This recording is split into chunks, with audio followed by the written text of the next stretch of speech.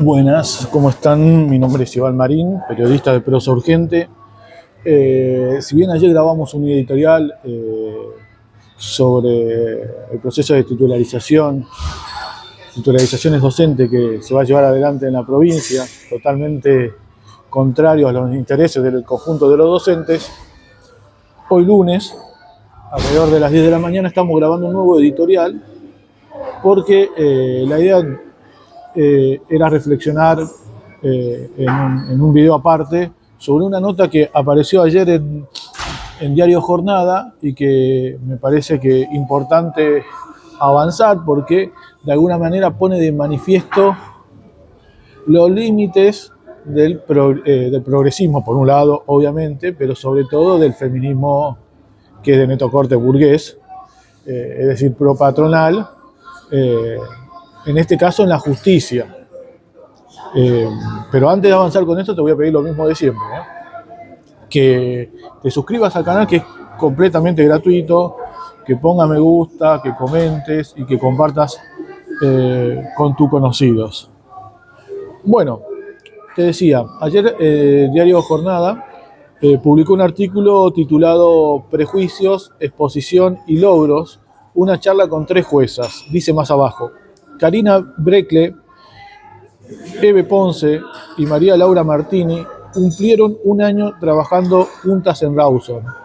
Es la única ciudad de Chubut con 3 magistradas y sin hombres en ese cargo. Reflexiones sobre el poder machista, la mediatización, las incomodidades del sistema y los logros para los vecinos. Esta entrevista y esta nota, que es muy falopa, ya adelanto mi postura, la escribió Rolando Tovares. La verdad que no he leído muchas cosas de él. No sé si esta será una excepción y escribió un artículo, un informe muy berreta, o si esto será la norma en su caso, digamos. No voy a emitir opiniones sobre su trayectoria periodística, pues la verdad mucho no la conozco. Sé que existe, obvio, pero no me detuve a seguirle la carrera.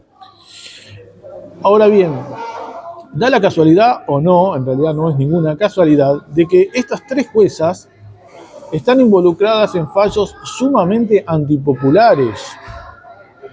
Fallos judiciales que beneficiaron al régimen político y en algunos casos de corte fascistoide contra los luchadores sociales. Muchos de esos luchadores obviamente son mujeres.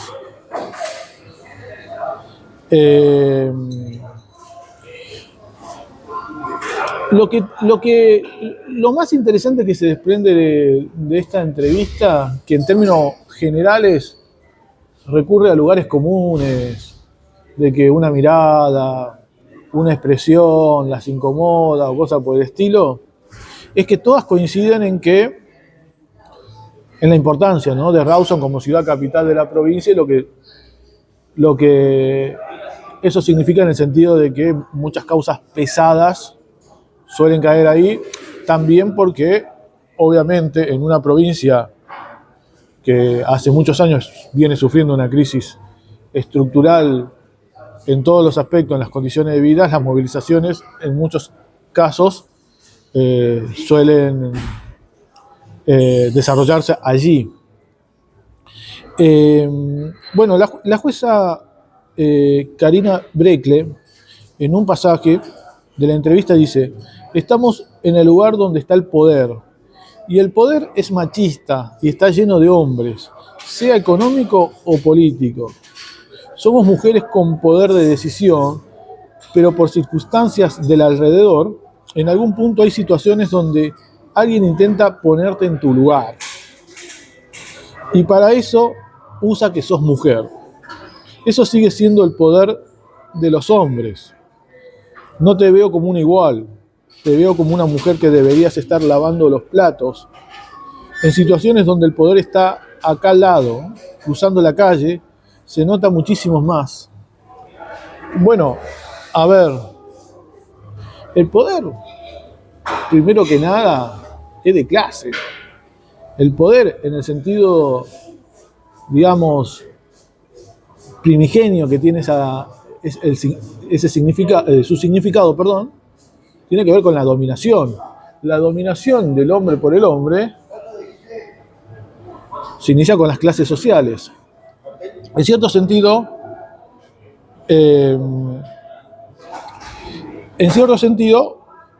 disculpen,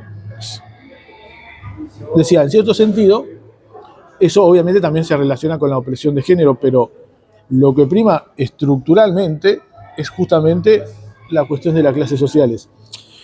Y lo vemos justamente en esta jueza, Brekle, que fue la que tuvo que decidir en el caso de los vecinos ambientalistas que denunciaron torturas a la policía en una represión ocurrida afuera de legislatura en el año 2019, que recién se juzgó en el año 2023 y que por otra parte no contó con el acompañamiento de la Fiscalía, que en este caso está a cargo en Rawson de Florencia Gómez, otra mujer.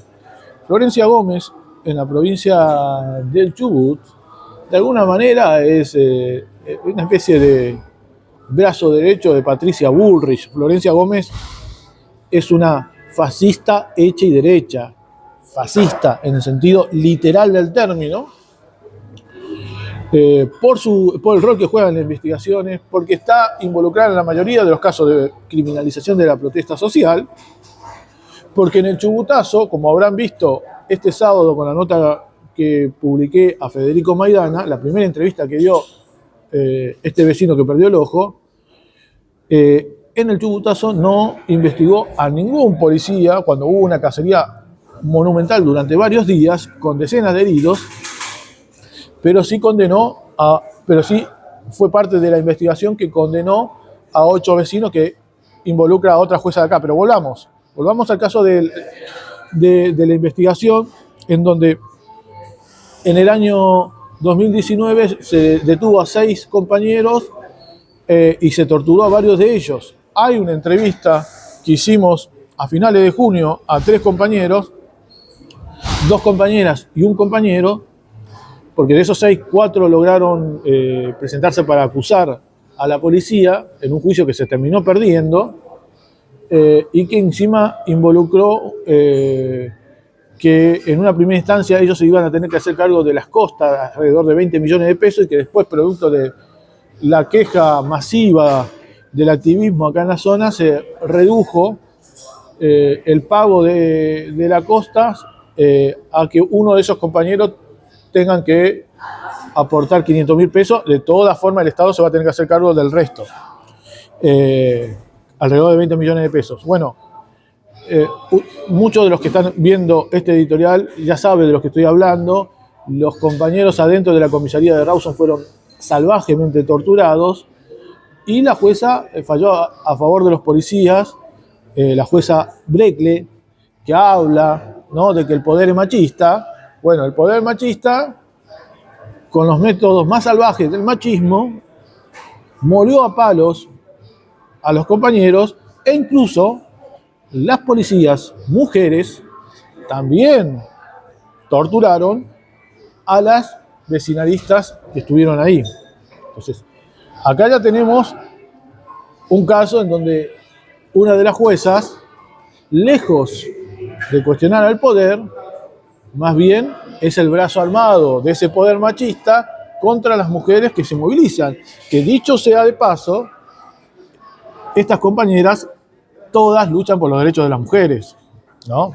Y sobre todo las 2 compañeras que denunciaron, que están ahí en el video, Noelia Silva y Roberta Gorgoza. Bueno, en los últimos días también trascendió, miren lo que es esto, ¿no? También trascendió de que ese juicio contó con el apoyo de una militante de la Comisión contra la Impunidad, ultra feminista, con un discurso históricamente antivarón, como es Mariela Flores Torres, de la Comisión contra la Impunidad, que desmintió a Noelia Silva. Dijo que ella tenía que testimoniar y plantear que le había sacado la foto porque había un perito varón y Noelia Silva no quería que un perito varón le sacaré foto semidesnuda, es decir, con ropa interior. Noelia Silva dijo que en ese caso invitó a Flores Torres, y Flores Torres en el juicio dijo que ella nunca sacó ninguna foto. Después sacaron un comunicado muy berreta, en donde no se nombra a Flores Torres ni me nombran a mí, pero ahí vemos cómo en última instancia esta cuestión de la sororidad selectiva, ¿no?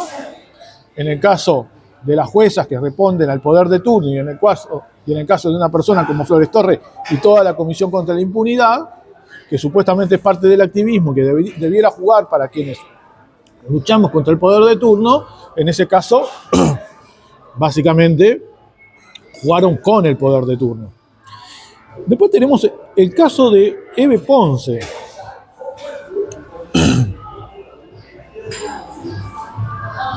Eve Ponce fue la que estuvo a cargo del juicio contra 8 vecinos acusados de desmanes en el Chubutazo de diciembre de 2021.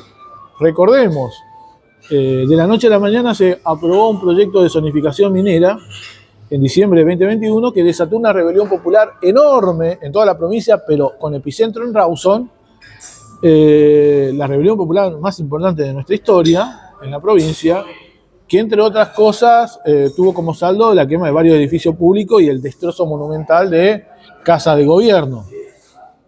Esto en un marco más general de ya muchos años de movilización contra las políticas de ajuste en la provincia y de hambre. Las barriadas populares salieron y el segundo día, el día posterior a la zonificación, Rawson se prendió fuego.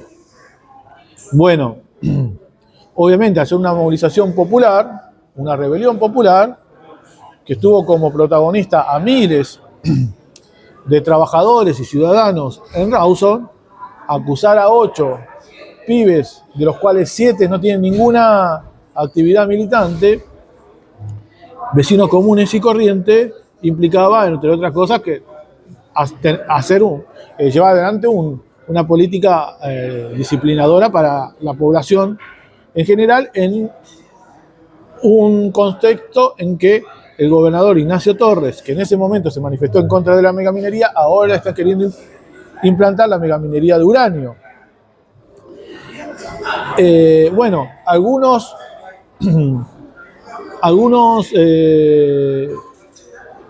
vecinos fueron absueltos. Uno de ellos se suicidó el día anterior.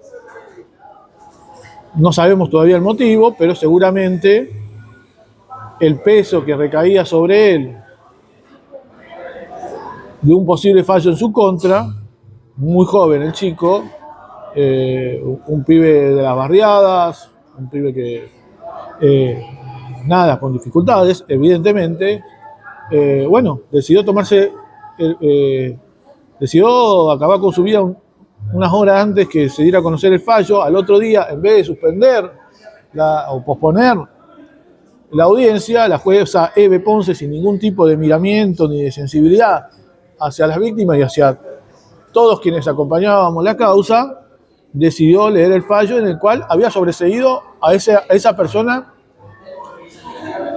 que la mantuvo en la mayor de las incertidumbres durante años, porque imagínense que desde 2021 hasta el 2024 pasaron 3 años, un pibe re jovencito, sin saber siquiera si iba a pasar los próximos días de su vida en la cárcel o no, o algunos años de los próximos días de su vida en la cárcel.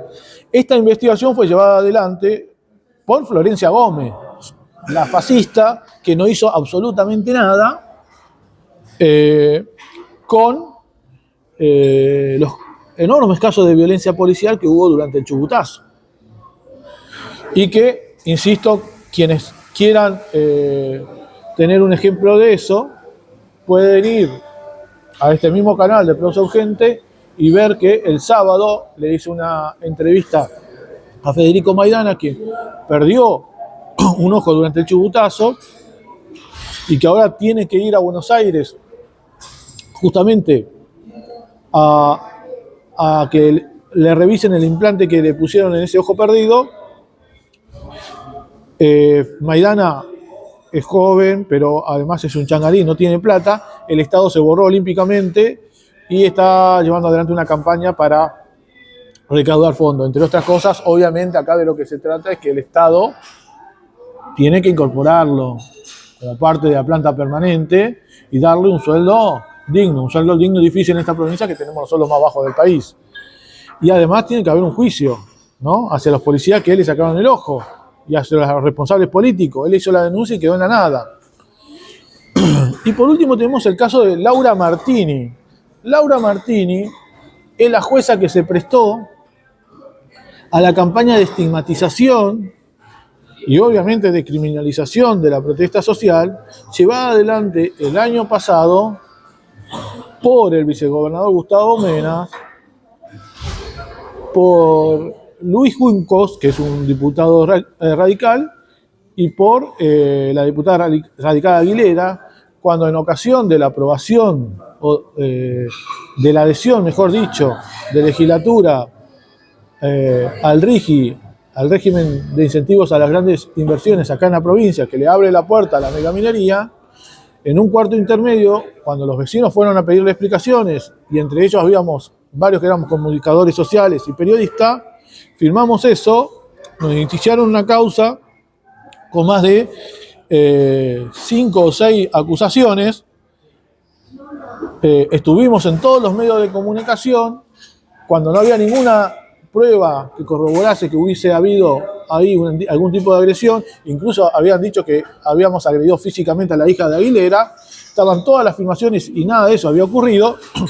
Fuimos titulares de todos los medios hegemónicos de la provincia y resulta que esta misma jueza, que debió haber archivado esa causa o sacársela de encima por ser absolutamente falsa, le dio corrimiento y estuvimos en los medios de comunicación durante aproximadamente 6 meses. Recién ahora en junio nos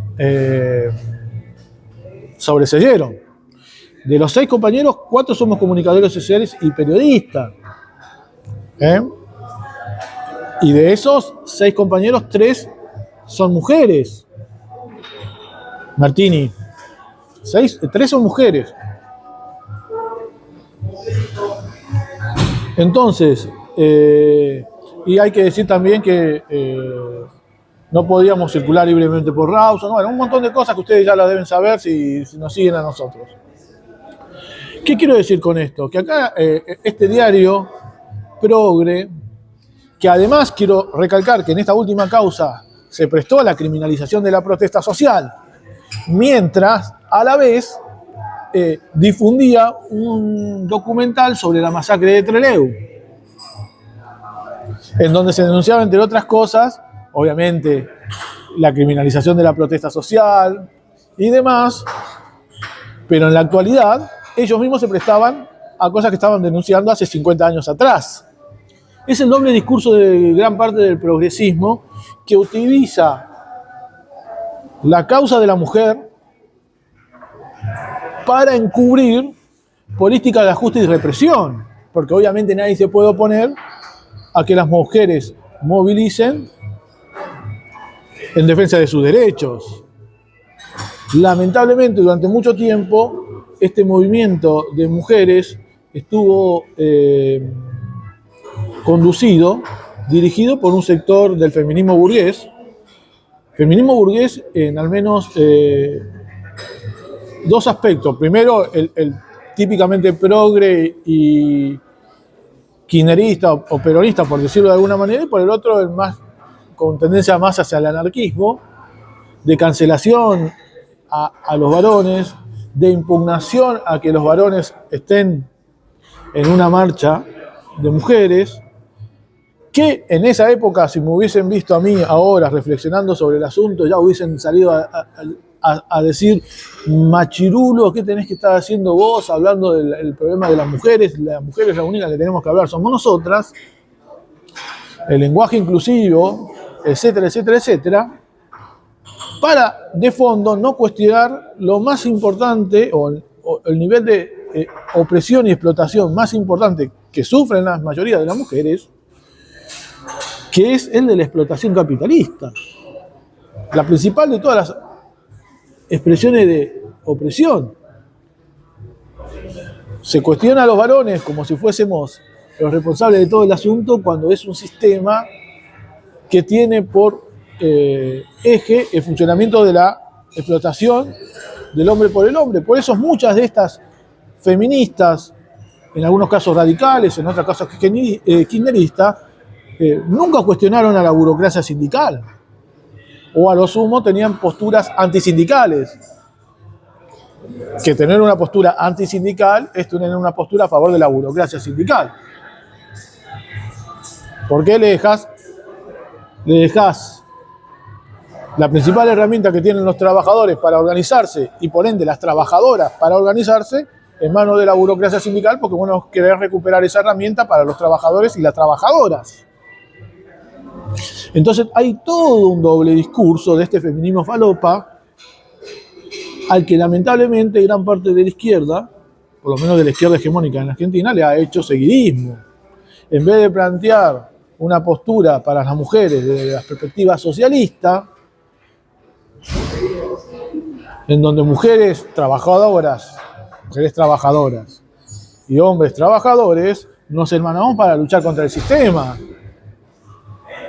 Porque al sistema lo sostiene sobre todo la explotación. Obviamente que la opresión de la mujer por parte del hombre es una forma que tiene el sistema para dividirnos, como también la homofobia es otro tipo de opresión que divide a la clase trabajadora, la xenofobia, etcétera, etcétera. Entonces, quería llamar la atención sobre esto porque acá hay un doble discurso. Inclusive hace poco, en otro plano, observé que algunos progres del juzgado laboral de Trelew salió a reivindicar que cumplió un año una trabajadora trans en ese juzgado laboral. Como si eso significase algo importante para los trabajadores en sí mismo. Ese juzgado laboral no para de fallar a favor de las patronales en el último tiempo, haciéndole seguidismo a las políticas de ajuste del gobierno nacional de Javier Milei y en última instancia también del gobierno provincial de Ignacio Torres.